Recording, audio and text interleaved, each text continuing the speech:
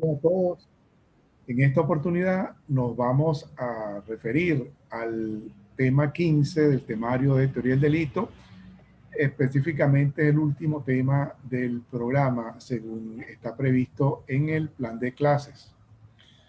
El tema 15 tiene el siguiente contenido. Voy a compartir la pantalla.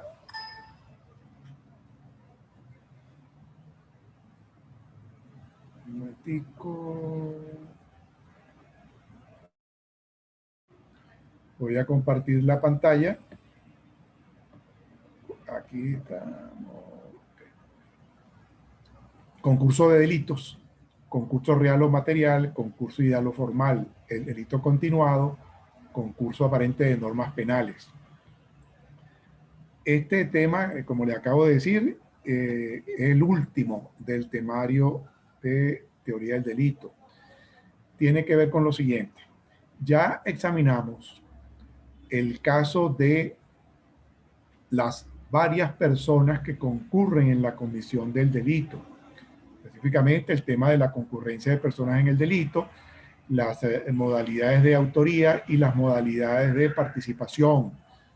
Se trataba, recuerden, el concurso no necesario de personas, delitos que puede cometerlo perfectamente una sola persona, pero sin embargo es posible que en ella colaboren, concurran en su comisión más de una persona, varias personas relacionadas con un delito. En esta oportunidad vamos a examinar lo siguiente: los diversos delitos que pueden atribuírsele a una persona. Aquí ya, por una parte, varios delitos, pero todos de posible imputación a una persona. Precisamente, hablar de concurso de delitos tiene que ver con lo siguiente: una misma persona comete más de un delito. Se produce cuando una misma persona comete más de un delito. El profesor Rodríguez Morales lo explica de la siguiente manera, muy resumidamente: concurrencia de varios hechos delictivos en una misma persona. Es decir, la posibilidad de imputar a esta la comisión de más de un hecho punible. ¿Okay? Básicamente, dos modalidades de concurso: el concurso real o material y el concurso ideal o formal. Esas son digamos, las modalidades esenciales del concurso de delitos. Sin embargo, vamos a examinar también en este tema otras figuras parecidas, colaterales, que tienen mucho que ver con este tema. El delito continuado, la figura del delito continuado, y el problema del concurso aparente de tipos, concurso aparente de delitos, concurso aparente de normas penales. En todo caso, son figuras que tienen íntima relación, pero reitero, básicamente las dos modalidades principales de concurso: el concurso real y el concurso ideal. Comencemos con el concurso real. Conforme establece el profesor Artiaga, se plantea cuando un sujeto realiza diversos hechos delictivos independientes entre sí, que concretan diversas violaciones de la ley penal sin que en principio se haya producido entre tales hechos una sentencia de condena. En cuanto a este último requisito, esta última referencia que hace el profesor Artiaga, debemos aclarar lo siguiente: a pesar de que en general hablar de concurso, hablar de la posibilidad de que a una persona se le atribuyan diversos delitos totalmente independientes cada uno de ellos, se le añade el requisito de que no se haya producido entre esos diversos delitos una sentencia condenatoria. En Venezuela es ligeramente distinto. En Venezuela todavía es posible aplicar las normas de concurso real o material a pesar de que se haya ya dictado una sentencia. ¿Cuándo?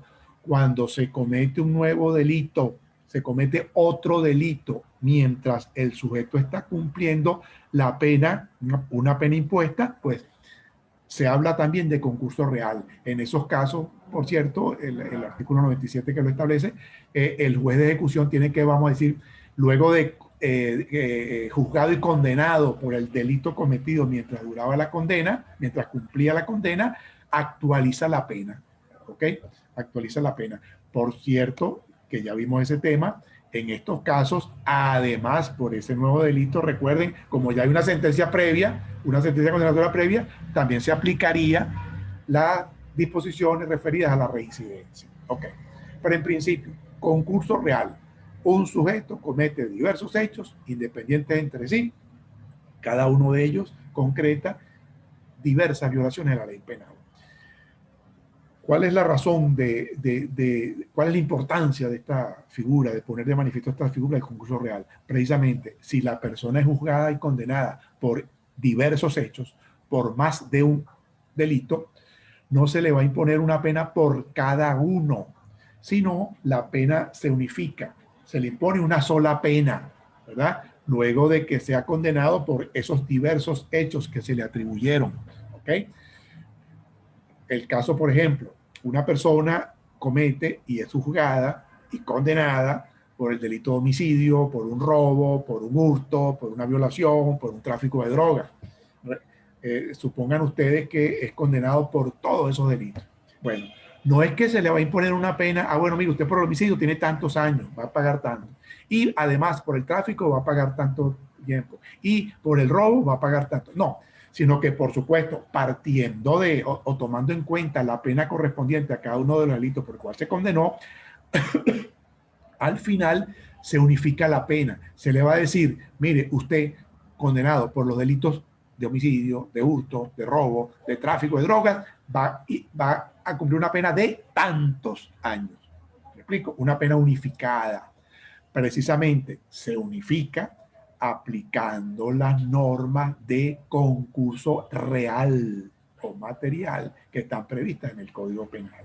Precisamente a partir del artículo 86 del Código Penal. ¿Cómo unificar estas penas? ¿Cómo unificar estas penas? Fíjense, tomen en cuenta que puede ser que el concurso de delitos esté conformado por hechos punibles de distinta gravedad, delitos que acarreen uno pena de presidio, otro pena de prisión, otro pena de arresto, otro pena de multa, ¿verdad? Puede ser también, por supuesto, que todos los delitos tengan la misma pena, todos tengan prisión, todos tengan arresto, puede ser, ¿ok? En todo caso, como hay que unificar la pena, como se le va a imponer una sola pena, hay que realizar determinadas operaciones que están previstas, repito, en los artículos 86 y siguientes del Código Penal. Ahora, la regla general para unificar la pena es el sistema de acumulación jurídica. Acumulación jurídica. Una acumulación propia de la ley penal. ¿Ok? No es una mera suma. No es la mera suma de que, bueno, usted por el homicidio tenía 15 años y por el robo tenía 10, van 25, y por el hurto son 5 y van 30. No, no, no. Hay una manera, que es la acumulación jurídica. ¿En qué consiste básicamente esta acumulación jurídica? La regla es aplicar la pena por el delito más grave de los que formen el concurso, ¿verdad? A esa pena por el delito más grave que se le va a aplicar pues en su totalidad, se le va a aumentar una cuota parte, una proporción del tiempo correspondiente a las otras penas, a la pena de los otros delitos. ¿Ok? Por ejemplo, como nos dice el artículo 87. Al culpable de uno o más delitos que merecieren penas de presidio y de otro u otros delitos que acarreen penas de prisión, arresto, relegación a colonia penitenciaria, confinamiento, expulsión del espacio geográfico de la República o multa, se le convertirán estas en la de presidio y se le aplicará solo la pena de esta especie, la de presidio, que es la más grave, correspondiente al delito más grave, pero con el aumento, aquí viene el aumento de la cuota parte, con el aumento de las 2/3 partes de la otra u otras penas de presidio en las que hubiera incurrido por los demás delitos y de las 2/3 partes de los otros, de las penas por los otros delitos ya convertidas a presidio. Me explico.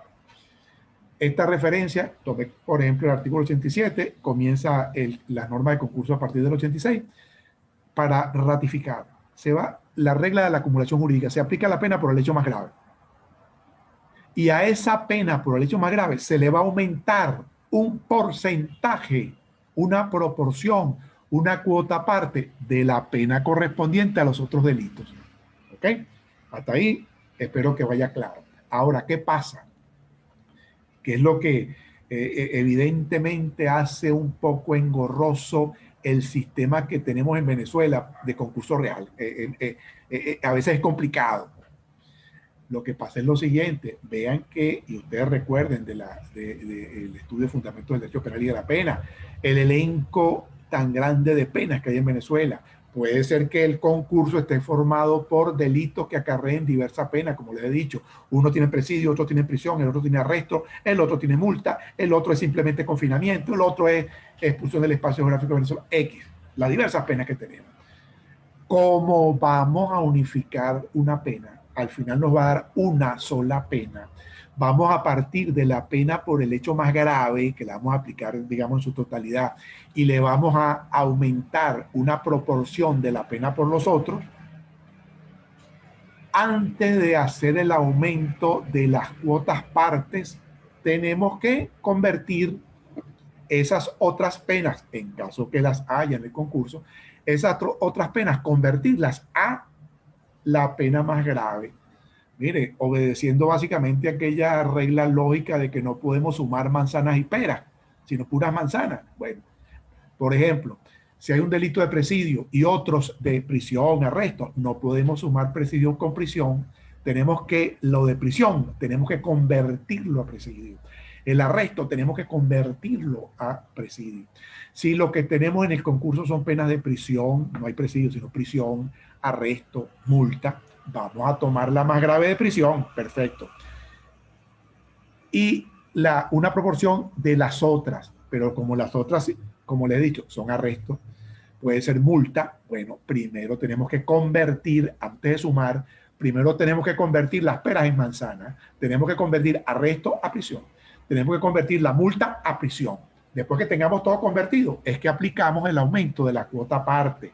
En todo caso, la misma ley en cada caso establece las reglas de conversión. Por ejemplo, en el artículo 87 que les decía, dice, la conversión, en el segundo párrafo, se hará computando un día de presidio por 2 de prisión.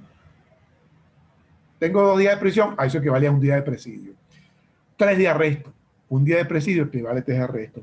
4 de relegación a colonia penitenciaria, es decir, un día de presidio equivale a 4 de relegación a colonia penitenciaria. Por 5 de confinamiento, por 60 unidades tributarias de multa, ¿verdad? Yo tengo pena de multa, bueno, por cada 60 unidades tributarias de multa, eso me equivale a un día de presidio. Esa es la regla para la conversión. Evidentemente, no es el momento para ponernos a hacer ejercicio, para ponernos a hacer práctica sobre esto. Seguramente, no sé si cuando ustedes tengan una materia práctica de penal, algo así, pudieran a lo mejor ahondar en esto. Pero en todo caso, sí es muy engorroso, muy complejo, en mi opinión, muy inútilmente complejo el sistema para aplicar las penas por concurso real que tenemos en Venezuela. ¿Ok? Esto debería ser más sencillo. Y eso más sencillo pasa, entre otras cosas, por reducir el elenco de penas, al menos privativas de libertad. O sea, hacer esto como más fácil, o al menos reducir el elenco de penas que pueden formar parte del concurso real. Por ejemplo, mire, que multa no tenga nada que ver con concurso real. Concurso real solamente penas privativas de libertad, por ejemplo. Ay, ¿cómo hacemos con la multa? Bueno, se le aplica aparte. Mire, usted está condenado a 10 años de privación de libertad más 1000 unidades tributarias de multa. X. Esa es la pena. ¿Ok? Pero no esto, no incluirlos también en la conversión, porque, repito, el sistema se hace muy engorroso. Revisen ustedes a partir del artículo 86 en adelante, que están las normas de concurso real, para que examinen esto. A este sistema de acumulación jurídica, que es la regla, tenemos una excepción. Solo cuando los delitos que forman parte del concurso real, los diversos delitos que se le pueden atribuir a una persona, todos son sancionados con multa, con la pena pecuniaria, En ese caso se aplica esa acumulación matemática, la simple suma de las diferentes multas, pero con un tope. Esa suma no podrá pasar de 2.000 unidades tributarias si se trata de delitos o de 300 si se trata de falta. Eso no lo establece el artículo 96 del Código Penal. ¿Ok?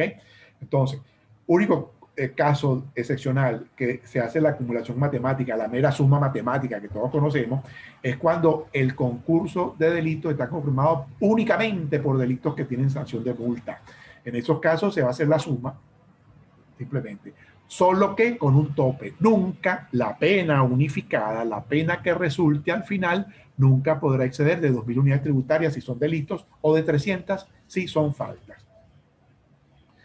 Es bueno recordar aquí, en todo caso, en general, con respecto a la pena unificada por concurso, en cuanto a privación de libertad, mire, imagínense, pueden ser varios delitos que tienen el concurso, ¿ok? La pena normalmente, si son muchos hechos graves, varios hechos graves, seguramente va a exceder de 30 años. Recordar siempre, conforme a la Constitución, artículo 44, numeral tercero, y el Código Penal lo ratifica en el artículo 94, la pena privativa de libertad nunca podrá exceder de 30 años. A lo mejor el concurso me da 50, 80 años, 100 años. Bueno, tengo que reducir siempre que exceda de 30, reducirlo a 30 por aplicación de la disposición constitucional. Igual en materia de multas, nunca podrá sobrepasar la acumulación matemática 2.000 unidades tributarias cuando se trata de delitos o 300 unidades tributarias si se trata de faltas. ¿Ok? Entonces, esto sería lo que tiene que ver, repito, con el sistema nuestro de concurso real, que, digamos, la razón de ser es examinar y plantearnos el problema de la necesidad de una pena unificada. ¿Ok? Hay otros sistemas jurídicos que no tienen la pena unificada, sino, repito, aplican diversas penas y dependiendo, lo normal es que se vayan cumpliendo paralelamente, pero también puede establecerse en algunos casos. Mire, usted está condenado por el homicidio a 20 años y después por el hurto a 5. Primero me cumple los 20 años de homicidio y después cumplió el homicidio, que cumpliría la de hurto. Hay manera. Nuestro sistema, repito, es la pena unificada en materia de concurso real. Ok.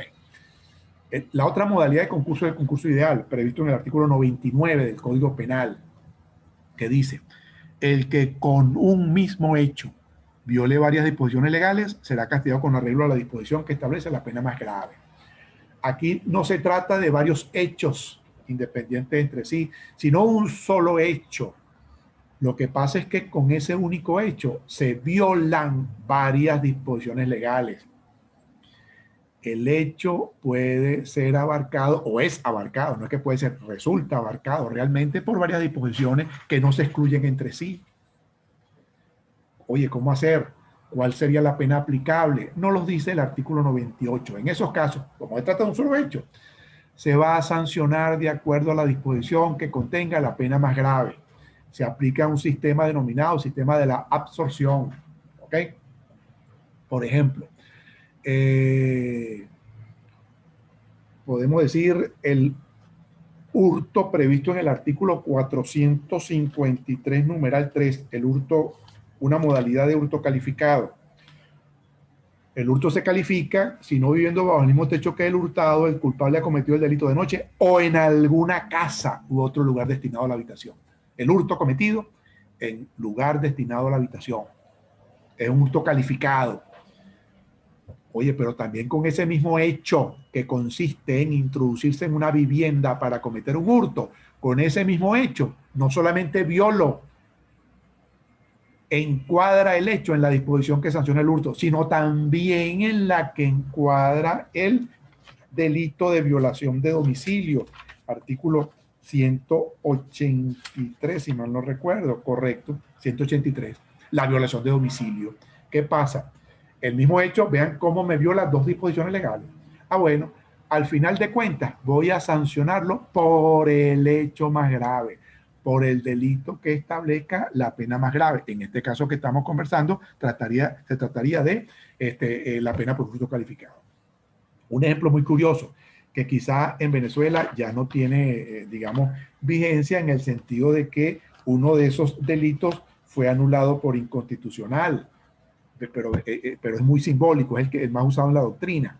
Fíjense, una mujer casada mantiene relaciones sexuales con su hermano en circunstancias tales de causar escándalo público. Mujer casada mantiene relaciones sexuales con su hermano en condiciones tales de causar escándalo público. Vean que con ese hecho se vulnera la disposición que sanciona el incesto, relaciones entre hermanos en circunstancias tales que causan capaces de causar escándalo público, y además, y esta es la que fue anulada en Venezuela, además se incurría en adulterio, ¿ok? El adulterio en todo caso en Venezuela fue anulado en el año 2016, anulado por inconstitucional, pero cuando, digamos, estaba vigente esa disposición, era el ejemplo típico. Mujer casada que tiene relaciones con el hermano, comete adulterio e incesto. Ahora, en ese caso, era sancionada por el hecho más grave cometido, no por dos, porque vean que se trata de un solo hecho al final de cuentas. Lo que pasa es que el hecho es abarcado o el hecho encuadra en dos o más disposiciones legales. Se va a sancionar siempre por la disposición. Un ejemplo, de alguna manera, miren, el homicidio del presidente de la República con alevosía. Homicidio del presidente de la República con alevosía. Bueno, uno pudiera decir que el hecho se encuadra en el artículo 406, numeral 3. Numeral 3, literal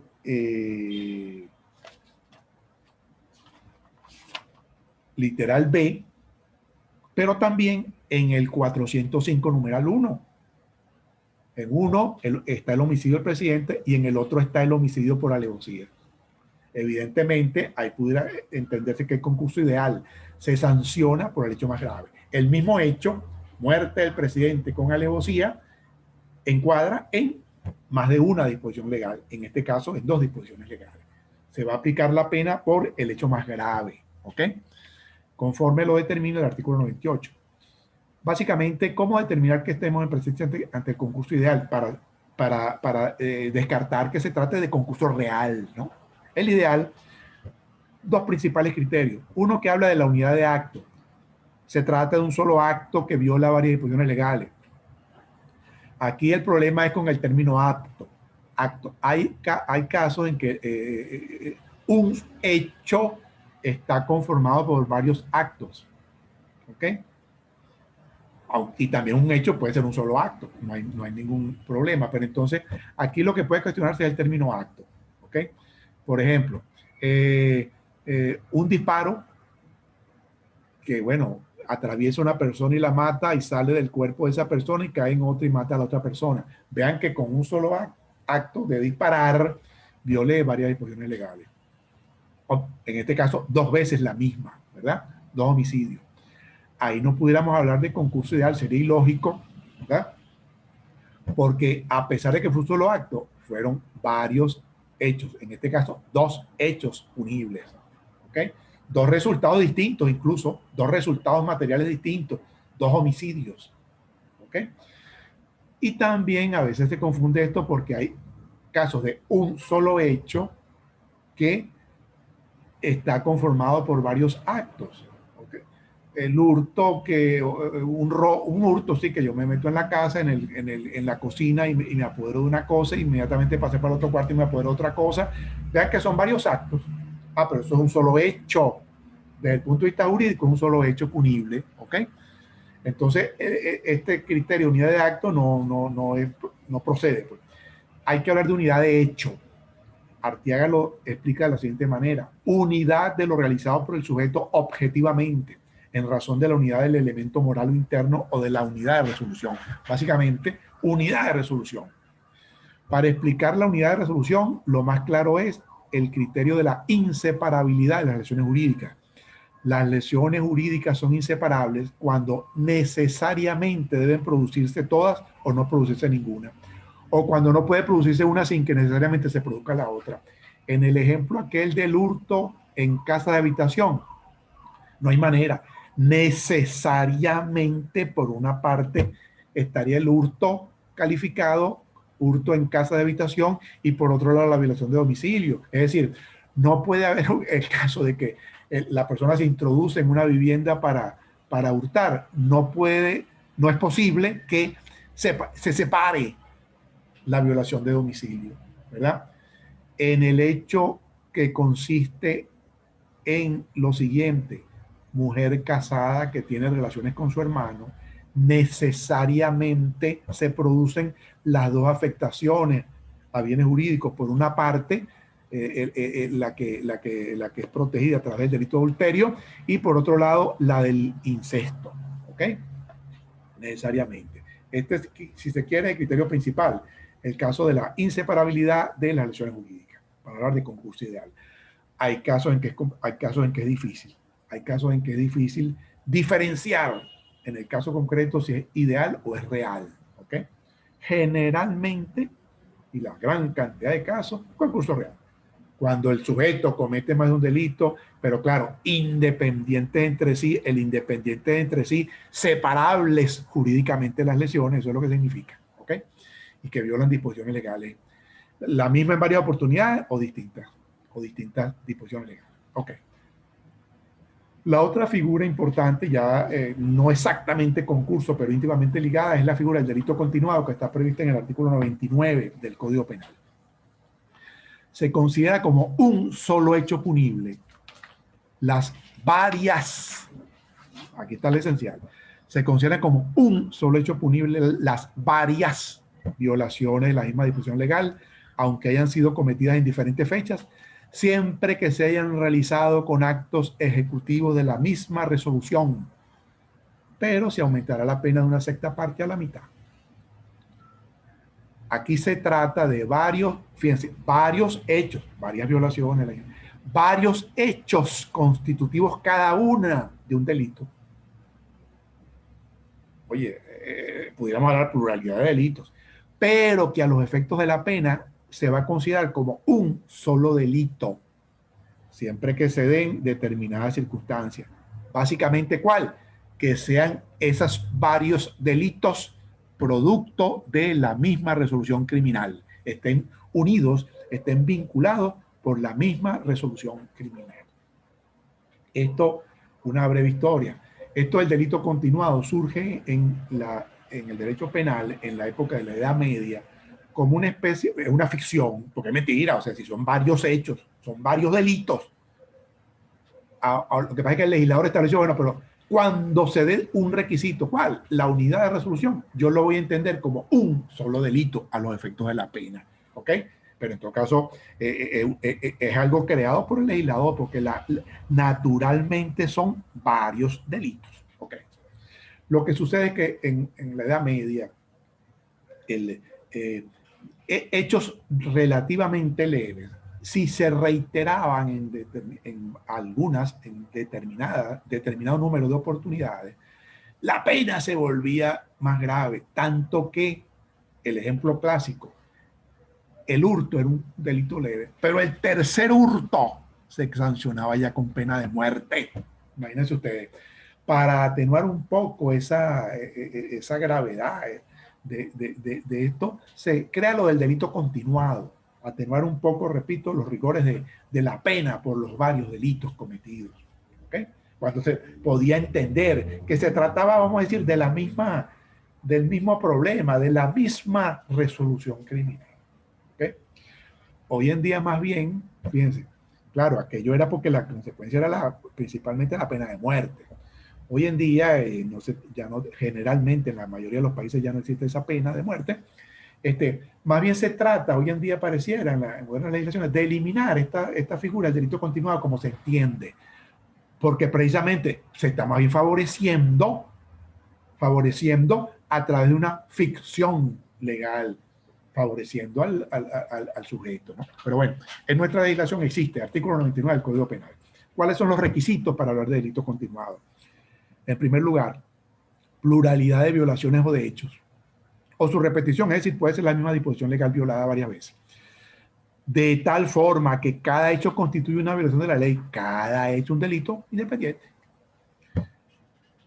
Que se viole la misma disposición legal. que se viola la misma disposición legal. Aquí hay que hacer una explicación un poquitico más amplia. Esto de violación de la misma disposición legal debe entenderse quizá de manera amplia. Al menos que esté presente siempre el tipo básico, porque recuerden ustedes que en las familias delictivas pues tenemos varias modalidades, unas más graves, otras más leves. Hurto, hay hurto simple, hurto leve, hurto calificado, hurto agravado. Robo simple, robo leve, que es el arrebatón, robo agravado. Entonces debe entenderse como que se viola básicamente el mismo, se viola el mismo tipo básico, aunque estén presentes en algunas de las repeticiones agravantes, atenuantes. Me explico. Puede perfectamente hablarse de hurto continuado si en esa continuidad, si en esas varias violaciones hay un hurto simple, hay un hurto calificado, hay un hurto agravado. Podemos hablar de hurto continuado. Ahora, ¿pero cuál nombre le vamos a dar? El de la modalidad más grave. En el ejemplo que les coloco, hurto simple, hay un hurto simple, un hurto agravado y un hurto calificado. Será hurto calificado continuado. Pudiera entenderse de esa manera. ¿Ok? Lo que sí se descarta es que, oye, cometió un hurto simple y después cometió uno calificado. No, nunca puede haber continuidad. Pudiera haber la continuidad, por supuesto. ¿Ok? Se trata de que está presente siempre el mismo tipo básico. ¿Ok? Y el tercer requisito, que es el que le da esencia a esta figura del delito continuado, que tales violaciones, las diversas violaciones de la misma disposición legal, entendida en sentido amplio, recuerden, se hayan realizado con actos ejecutivos de la misma resolución. Este es el requisito, repito, que le da esencia al delito continuado y el más difícil de dar por demostrado. ¿Ok? Porque no es simplemente, mira, Pedro cometió varios hurtos, entonces hurto continuado. No. En principio ahí lo que hay es un concurso real. Si Pedro comete varios hurtos, será un concurso real de varios hurtos, a menos que puede establecerse que esos varios hurtos o algunos de esos varios hurtos estén vinculados por la misma resolución criminal, cosa que, repito, es complicado. Por ejemplo, se habla de una figura de injuria continuada, una persona que se dedique en varias ediciones de un periódico, de un impreso, a ofender a otra.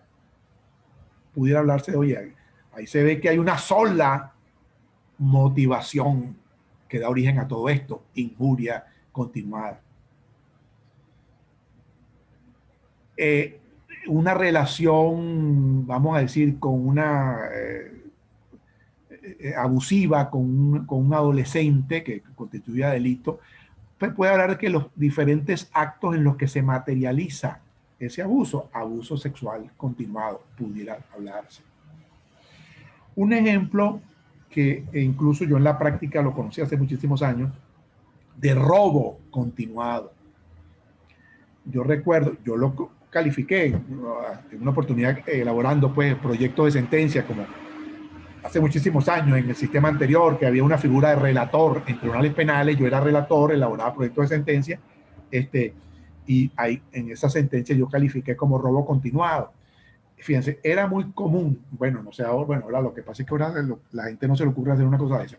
En otras épocas la gente se iba a la playa, en Carnaval, Semana Santa, algo así. Recuerdo Niguerote específicamente que sucedió esto. Y colocaban carpas a la orilla de la playa. Y ahí pasaban toda la Semana Santa, ahí pasaban todos los carnavales. Diferentes carpas, por supuesto, diferentes familias ahí, pues pasando trabajo, pero bueno, se disfrutaban según ellos. Okay.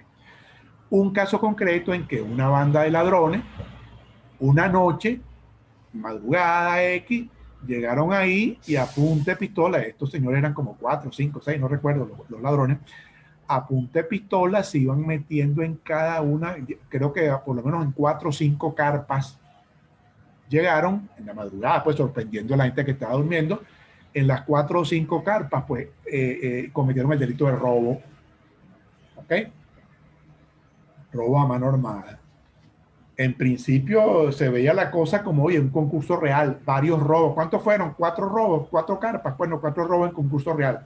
Oye, no, esto pareciera que ese requisito esencial, que es la unidad de resolución criminal, pudiera darse establecido. Estos señores llegaron ahí y pensaron, oye, vamos a atracar, vamos a robar a la gente que está en las carpas. O sea, me pareció en ese caso concreto que, oye, pudiera darse eso. Y así lo califiqué como robo continuado. Por cierto, les debo decir, ¿no? en beneficio, vamos a decir, de la pureza de la exposición, que este caso, en esa oportunidad, yo lo conversé con profesor y gran amigo y, bueno, socio de escritorio, ahora el profesor Alberto Arteaga. Él me dijo, mire, yo considero que no. Y si mal no recuerdo, en el manual de derecho penal de él pone un caso parecido y él considera que ahí no hay continuidad. En todo caso, las dos versiones. ¿Ok? Importante. Ok. ¿Cuál es la pena en caso que se establezca que hay la continuidad? Repito, que es complicado en la práctica establecer esto. La pena sería que se va a sancionar esas diversas violaciones que conforman la continuidad, esos diversos hechos independientes que conforman la continuidad, independientes que se vuelven, que pierden independencia cuando se establece que son producto de la misma unidad de resolución criminal. Va a ser sancionado por un solo delito, como si hubiera sido uno solo. Lo que pasa es que a ese uno solo se le va a aumentar de un sexto a la mitad de la pena. ¿Ok?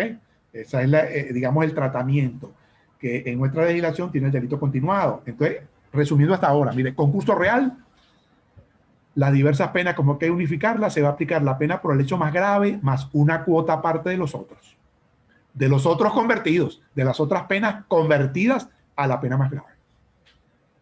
De concurso ideal, la regla es aplicar la pena por el hecho más grave. ¿Ok? Y el delito continuado se va a aplicar como si fuera un solo delito, pero con el aumento de un sexto a un medio, de un sexto a la mitad de la pena. ¿Ok? Seguimos. Una última figura que también no lo vamos a encontrar mucho en la práctica: el concurso aparente de normas, el concurso aparente de tipos penales, el concurso aparente de delitos. Este conflicto puede presentarse entre dos o más normas que se excluyen entre sí, ya que una sola resulta aplicable al caso planteado. Oye, de repente yo tengo un caso concreto examinado ya y dudo, oye, pero esto encuadra aquí, pero también pudiera encuadrar allá. ¿Cuál norma aplico? Pues esto es la relación con de alguna manera con el concurso de delitos, pero es un concurso aparente, porque precisamente, aparentemente, el hecho encuadra en dos o más normas. Pero esto es aparente, ¿por qué? Porque al final es una sola la que tengo que aplicar, ¿ok? Digamos, va a desaparecer esa apariencia y va a adquirir vigencia la aplicación de una sola de ellas. ¿Por qué? Porque esas diversas normas, dos o más, en las cuales pudiera o en las cuales aparentemente pudiera encuadrar el hecho, se excluyen entre sí. ¿Ok? Se excluyen entre sí. No es como el caso, por ejemplo, del concurso ideal. No. Estas se excluyen entre sí. O es una o es la otra. No pueden ser las dos. O no pueden ser las tres. ¿Ok? Ahora, en estos casos de concurso aparente de normas o de tipos penales, ¿cuál es el criterio? ¿Cuál norma debería aplicar? Bueno, tres principios fundamentales que ustedes los han manejado seguramente, digamos, pero no lo tendrán conciencia de esto, ¿no? En general, esto es aplicable, yo creo que en todas las áreas del derecho. Bien. Principio de especialidad. La ley especial deroga la ley general. Se debe preferir la norma especial sobre la general. Una norma es especial con respecto a otra, que la vamos a llamar general, cuando en la especial, están contenidas todos los requisitos de la general, además de algunos otros específicos. Oye, tengo un caso, un hombre mató a una mujer por desprecio. Oye, ¿será esto que homicidio? Mató a su esposa. ¿Será esto homicidio calificado o será feminicidio? Hay una norma, hay un tipo penal especial llamado feminicidio, que incluye básicamente el homicidio calificado, el homicidio del cónyuge, ¿verdad? Más algo más específico que la muerte es debida a el odio, desprecio a la condición de mujer. Aplicó la ley especial, aplicó el tipo penal especial, ¿ok? Importante eso. Mire, tengo, un rapto. Oye, ¿qué aplico? ¿El delito de rapto o el delito de privación de libertad? Ah, bueno, lo que pasa es que en el rapto pasa a ser una figura especial. Ojo, ojo, aquí vale el ejemplo. Cuando digo el tipo especial se aplica por encima del tipo penal o de la norma general, no estoy hablando de una ley allá en el sentido formal, ley general y una ley especial. Da la casualidad que en el ejemplo que les acabo de poner, el feminicidio, eso sí está en una ley especial, por supuesto, ¿ok? Con respecto al Código Penal. Pero no exactamente es eso. Puede ser que en el mismo instrumento jurídico haya una disposición especial y otra general. El ejemplo que les acabo de colocar. Tengo rapto y privación de libertad. Ambos delitos están en el Código Penal. Ah, pero un momentico. En el rapto, como pasa a ser especial con respecto al delito de privación de libertad. ¿Por qué? Porque el rapto tiene los elementos de la privación de libertad más otros. El rapto es privación de libertad, pero con algo adicional, con fines libidinosos, dice por allá la regulación del rapto. ¿Ok? Ese sería otro ejemplo.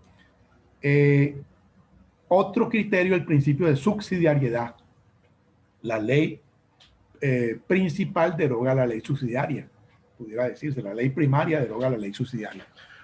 Un tipo penal es subsidiario con relación a otro, que sería el principal, cuando se aplica solo el subsidiario en caso de que el principal no resulte aplicable. Hay delitos, normalmente el legislador expresamente no los dice, rara vez pasa a ser aplicable tácitamente, pero generalmente el legislador no los dice. Redacta el tipo penal y nos está diciendo siempre que esto no constituya otro delito.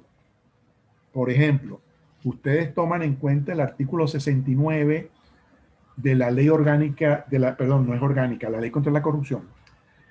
Siempre tengo ese error porque cuando fue aprobada, la anterior ley contra la corrupción fue decretada como ley orgánica.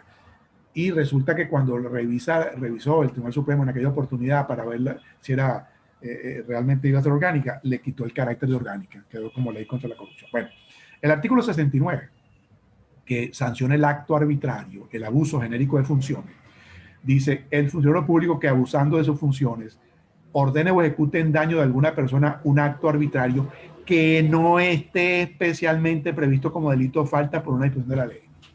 Esa indicación nos dice, esto es subsidiario. Yo voy a aplicar el delito de abuso genérico de funciones siempre que el hecho en sí no esté previsto como delito en otra disposición, ¿ok? Eso es importante. En el artículo 472, por ejemplo, del Código Penal, dentro de las modalidades del delito de usurpación, hay un artículo 471, hay un 471 rayá, que por esto es la invasión, el delito de invasión. El 472 nos dice, quien fuera de los casos previstos en los dos artículos anteriores y por medio de violencia, todas las personas perturbe la pacífica, X, ¿no? Pero esta expresión, fuera de los casos previstos en los dos artículos anteriores, me está diciendo, este artículo 472 es subsidiario con respecto a los dos anteriores, que serían los principales. ¿Ok? Solo cuando no proceda a aplicar 471 y 471 raya A es que, dado los elementos típicos, yo aplicaría el 472. Entonces, principio de subsidiariedad. El delito subsidiario, el tipo penal subsidiario, se va a aplicar solo si el principal, es decir, aquel tipo penal con respecto al cual este es subsidiario, no se aplica. ¿Okay?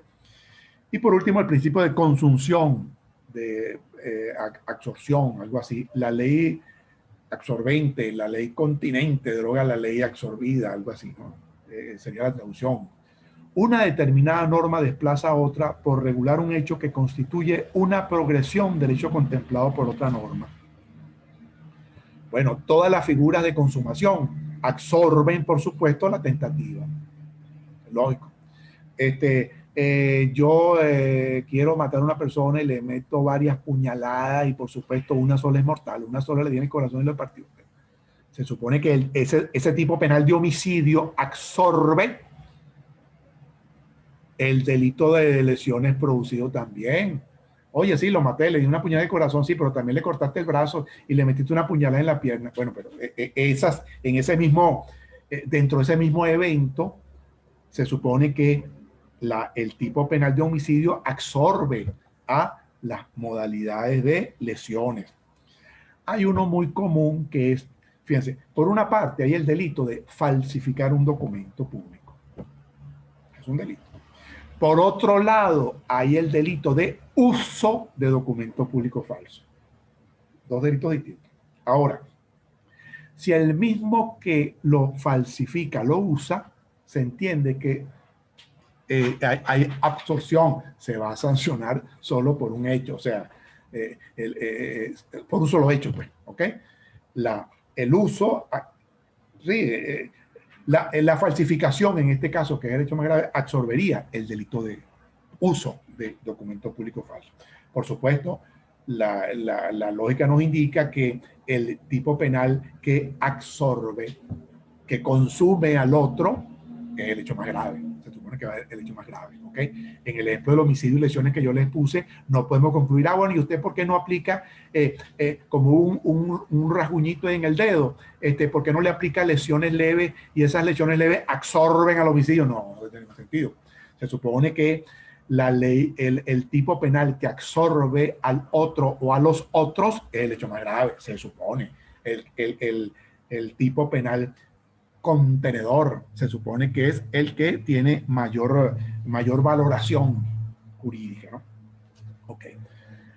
Aquí puse al final hacer una breve referencia al principio de alternatividad, que supone que, bueno, que puede ser que en un caso concreto también hay esta apariencia de posible aplicación de dos o más normas, y simplemente hay que ahondar en el asunto, profundizar en el asunto para determinar, al final de cuentas, tomando en cuenta la naturaleza del hecho, cuál norma voy a aplicar. Así lo explican algunos autores, pero en realidad yo no lo creo, no lo veo como un criterio independiente. Esto es la alternatividad, o simple y llanamente no hay un problema de concurso aparente, sino simplemente un problema de realmente fijación de los elementos típicos, examen del hecho concreto para ver realmente en cuál norma encuadra, ¿verdad? O simplemente se va a limitar a casos de especialidad. Oye, cuando yo examino, mira, pero es que aquí hay un elemento adicional. Aquí la muerte se produjo por odio o desprecio a la mujer. Y resulta que aquí ese requisito típico lo tiene este artículo del feminicidio. Aplico aquí, bueno, que estoy aplicando el principio de especialidad, simple y llanamente. ¿Ok? O de consunción incluso. ¿Ok? Repito, los casos que se dan del principio de alternatividad normalmente o no son problemas de concurso aparente o son conflictos que se resuelven a través del principio de especialidad o del principio de consunción. Ok. Con esto terminaríamos este tema, el tema 15, y también, como les dije al inicio, con esto terminaríamos el programa de teoría del delito. Lo que nos queda es ya la segunda evaluación y después el examen final. Última conferencia, si se quiere, grabada. Les agradezco, digamos, la atención que tuvieron durante este semestre a estas exposiciones, las cuales espero que les hayan sido de utilidad, las mantengan ustedes, las revisen, ¿ok? Profundicen porque, por supuesto, deben entender que se trata de explicaciones muy generales de cada tema, ¿no? Lo ideal es que profundicen con la bibliografía recomendada, con bibliografía adicional que ustedes puedan conseguir, profundicen en cada uno de estos temas, porque siempre, tanto en la presentación en PDF, con mucha más razón, como en las conferencias, pues de una manera muy general, damos las explicaciones, porque por supuesto cada tema de esto, en algunos casos es muy profundo, el que quiera ahondar, hay muy buena bibliografía sobre todos estos temas. Ok. Entonces, aquí concluyo este video. Nos veremos pues en una próxima oportunidad.